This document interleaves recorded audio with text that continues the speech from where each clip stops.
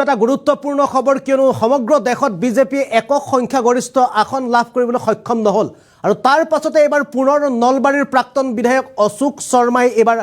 আক্ৰমণৰ লক্ষ্য কৰি ললে বিজেপিক তেওঁ বিজেপিক আক্ৰমণ কৰি মৃণাল শইকীয়াৰ প্ৰসংগও টানি আনে তেওঁ লগতে কৈছে যে মৃণাল শইকীয়াই যিখিনি কথা কয় সেইখিনি কথা আসলতে বিজেপিয়ে শুনা উচিত বুলি ক'লে লগতে বিজেপিক লৈ মৃণাল এই সময়ত নলবাৰীৰ প্ৰাক্তন বিধায়ক অশোক শৰ্মাই কি ক'লে আমি আপোনালোকক ফুল প্লেটছ মাধ্যমেৰে জনাবলৈ চেষ্টা কৰিছো এমতো জনাব বিচাৰিছো এটা গুৰুত্বপূৰ্ণ খবৰ একাংশ নেতাৰ দমভালি মৰা চৰিত্ৰই বিজেপিৰ আসন হ্ৰাস কৰিলে ৰাজ্যৰ ভোটাৰে এবাৰ বিজেপিক শক্তি দেখুৱাইছে এই মন্তব্য নলবাৰীৰ প্ৰাক্তন বিধায়ক অশোক শৰ্মাৰ মৃণাল শইকীয়াৰ মন্তব্যক বিজেপিৰ নেতৃত্বই মনোযোগ দিয়া উচিত বুলি মন্তব্য কৰিছে অশোক শৰ্মাই দলৰ সংশোধন বিচাৰিহে আমি বিজেপিক সমালোচনা কৰোঁ বুলি মন্তব্য কৰিছে এবাৰ নিৰ্বাচনত অহংকাৰৰ ফল পাইছে বিজেপিয়ে আৰু এই মন্তব্য দলৰে এগৰাকী প্ৰাক্তন বিধায়কৰ ৰাম মন্দিৰ নিৰ্মাণ কৰিও বিজেপিয়ে ফল নোপোৱাটো চিন্তনীয় বিষয় ভুলৰ শুধৰণি নকৰিলে পৰৱৰ্তী সময়ত শাসনভাৰ হেৰুৱাব বিজেপিয়ে নিৰ্বাচনত প্ৰতিদ্বন্দ্বিতা কৰিলেই মই ৰাজনীতি নকৰোঁ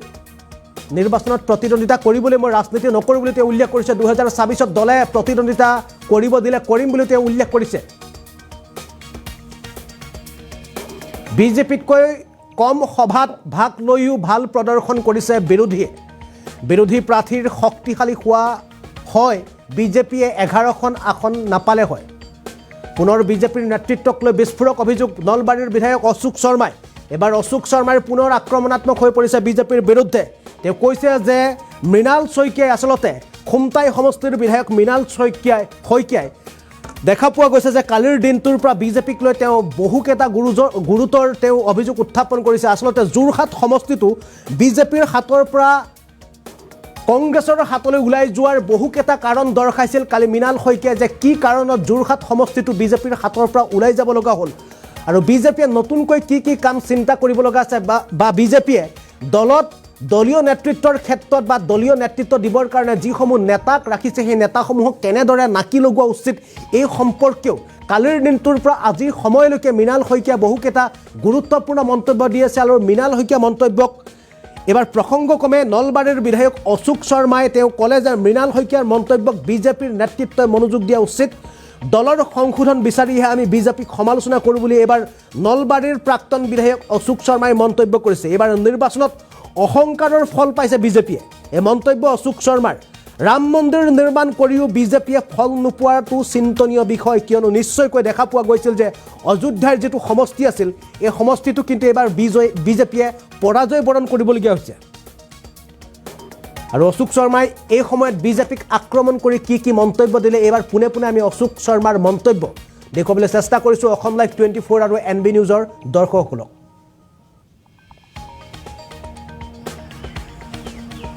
আমি এটা কথা লক্ষ্য কৰিছিলোঁ বা শুনিছিলোঁ মই যদিও তাত যোৱা নাই কিন্তু তাৰ পৰাই আমি শুনিছোঁ যে খুব দমভালি মৰা কথা স্বাধীন চিতীয়া মানুহে সহ্য নকৰে সেইটোৱে অকণমান আমাক তাত ক্ষতি কৰিলে যাৰ ফলত 10টা বিধানসভা সমষ্টিৰ 9টাতে কংগ্ৰেছে লিড কৰিছে আৰু এইটো ভাৰতীয় জনতা পাৰ্টিৰ কাৰণে এটা অশনি সংকেত কিয়নো আমি দেখিলোঁ যি কংগ্ৰেছৰ 3গৰাকী প্ৰাৰ্থী জয়ী হৈছে আমাৰ NDAৰ 11ৰ বিপৰীতে তেওঁলোকৰ 3জন হৈছে কিন্তু আমি যদি চাওঁ বাকীবোৰ সমষ্টিত ইণ্ডিয়াৰ মানে বিৰোধী জোঁটৰ প্ৰাৰ্থীকেইজনে ভালদৰে যুঁজেই নিদিলে আমাৰ নলবাৰীৰ ক্ষেত্ৰতে কওঁ আমাৰ মিত্ৰজোঁটৰ প্ৰাৰ্থীগৰাকীয়ে যিমান মিটিং কৰিছে তেওঁলোকৰ সিমানটো মিটিং কৰিবলৈ সক্ষম নহ'ল কিন্তু তথাপিতো এই যে ইমান ভোট পাইছে এইটো চাইলেণ্ট ভোটাৰে এটা তেওঁলোকৰ শক্তিটো দেখুৱাইছে যদি কলিয়াবৰে হওক বা অন্যান্য সমষ্টিবিলাকতে হওক কংগ্ৰেছৰ যদি প্ৰাৰ্থীবিলাক শক্তিশালী হ'লহেঁতেন তেনেহ'লে আমাৰ কিন্তু ইমান চিট পোৱাটো সম্ভৱ নাছিল। গতিকে আমাৰ ভাগ্য ভাল যে আমাৰ বিপৰীতে বিৰোধী জোঁটৰ প্ৰাৰ্থী এই তিনিজনৰ বাহিৰে বাকীবিলাক স্বাভাৱিকতে দুৰ্বল আছে। ৰাজনীতিত স্মৃতি ইৰাণীও হাৰিছে আমেথিত, কিন্তু তেখেতে যিজনক জিকিছে নাম নধৰাকৈ শুভেচ্ছা দিছে। মৃণাল দাই যেনিবা গৌৰৱ গগৈৰ নাম লৈছে, বা প্ৰধানমন্ত্ৰীয়েও হাৰাৰ পিছত যিগৰাকী বেলেগ আহে তেওঁক শুভেচ্ছা দিয়ে। গতিকে এইটো ৰাজনীতিৰ ক্ষেত্ৰত এইটো সৌজন্যতামূলক এটা কথা। মৃণাল দাই তেওঁ যিহেতু এগৰাকী পৰিপক্ক ৰাজনীতিবিদ আৰু ভাল সংগঠক, গতিকে সেইকাৰণে গৌৰৱ গগৈ যে ইমান মানে ভাৰতীয় জনতা পাৰ্টীৰ বিপৰীতে তেওঁ 1.5 লাখ প্ৰায় 1,57,000 ভোটত জিকিছে। গতিকে তেওঁক এটা ধন্যবাদ দিয়াটো স্বাভাৱিক কথা, ইয়াত কোনো বিশেষত্ব নাই। এইটো স্বাভাৱিক প্ৰক্ৰিয়াৰে তেখেতে সেইখিনি কৈছে, কিন্তু তাৰ পিছত তেখেতে যিখিনি কৈছে সেইখিনিহে আমি ময়ো ভাৰতীয় জনতা পাৰ্টীৰ নেতৃত্বক তেখেতৰ কথাখিনিত অকণমান মনোযোগ দিয়াৰ কাৰণে অনুৰোধ জনাইছোঁ। মইতো দল এৰা নাই, আমি দল এৰাৰ কাৰণে এইখিনি কোৱা নাই, দলৰ আচলতে সংশোধন বিচাৰিহে এইখিনি কথা। যথেষ্ট ক্ষোভ আছে আপোনালোকৰ? ক্ষোভটো থাকিবই, কাৰণ এই দলটোক তুলি তালি আনি শাসনলৈ অনাৰ ক্ষেত্ৰত আমাৰ যথেষ্ট কষ্ট আছিল, আৰু সেই কষ্ট কৰি ফল যেতিয়া আমাৰ দৰে বহু মানুহে নোপোৱাকৈ আছে, তেতিয়া আমাৰ খং উঠাটো স্বাভাৱিক কথা। আমি এই যে অতি দৰ্পে হতলংকা বুলি আমাৰ এফাকি যোজনা আছে, সেইটো এইবাৰ নিৰ্বাচনত আমি প্ৰতিফলিত দেখিছোঁ। আমাৰ ইয়াত আমি 11টা পাইছোঁ সঁচা, কিন্তু আমাৰ অসমখনেইতো ভাৰত নহয়। ভাৰতবৰ্ষত আজি বিজেপিয়ে একক সংখ্যাগৰিষ্ঠতা লাভ কৰিব নোৱাৰিলে। আনকি আমাৰ কাৰণে দুখৰ কথা, যি আমি কৰ সেৱক নহ'লেও শিলাপতি ডাঙৰীয়াই ৰাম মন্দিৰ বনালে, কিন্তু সেই সমষ্টিটোত বিজেপি জিকিব নোৱাৰিলে। বা সেই উত্তৰ প্ৰদেশত বিজেপিয়ে আজি বেয়া হোৱা নাই, কিন্তু যিটো উত্তৰ প্ৰদেশত 80টা চিট থকা ঠাইত আমি 72টা বা 161টালৈ চিট পাইছিলোঁ, সেইটোত আজি 37টালৈ অৱনমিত হ'ল। গতিকে এইটো অতি চিন্তনীয় বিষয়। বা মই আৰু এটা কথা মন কৰিছোঁ, মাননীয় গৃহমন্ত্ৰী মহোদয়ে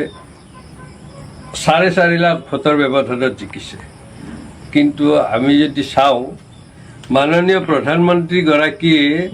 বাৰাণসীৰ কাৰণে ইমান কৰাৰ পিছতো মাত্ৰ 1.5 লাখ ভোটতহে ব্যৱধানতহে জয়ী হৈছে। গতিকে এইটো এটা চিন্তনীয় বিষয়।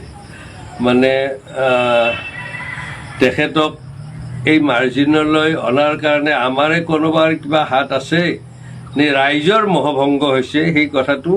যদি নেতৃত্বই বিশ্লেষণ নকৰে, তেনেহ'লে পৰৱৰ্তী নিৰ্বাচনত ভাৰতীয় জনতা পাৰ্টীৰ এনেদৰে এই গতিৰে যদি যাই থাকে, তেনেহ'লে শাসনভাৰ লোৱাটো অতি জটিল হ'ব।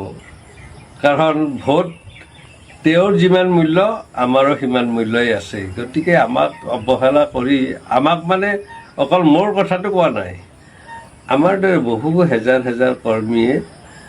অৱহেলিত হৈ আছে। মই প্ৰতিদ্বন্দ্বিতা যদি দলে দিয়ে নিশ্চয় আগবঢ়াম, সেই কথাটোত সন্দেহ নাই, কিন্তু প্ৰতিদ্বন্দ্বিতাৰ কাৰণে মই ৰাজনীতি নকৰোঁ, যিটো আগতেও কৰা নাছিলোঁ। কিন্তু আমাৰ দলক অধিষ্ঠিত কৰাৰ কাৰণে যৎপৰোনাস্তি চেষ্টা চলাম, যদি দলে সুবিধা দিয়ে। আৰু যদি সুবিধা নিদিয়ে, তেনেহ'লে কেনেদৰে চলিম সেই প্ৰক্ৰিয়াটো পৰৱৰ্তী সময়তহে চিন্তা কৰা হ'ব।